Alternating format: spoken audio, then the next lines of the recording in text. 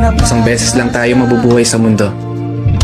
Kaya naman, dapat sulitin mo na ang bawat segundo nito.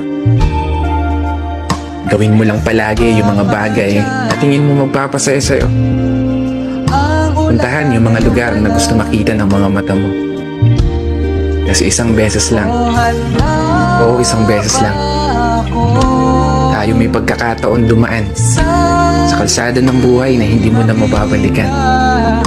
Dahil habang tumatanda tayo, meron tayong isang bagay na malimit na kakaligtaan.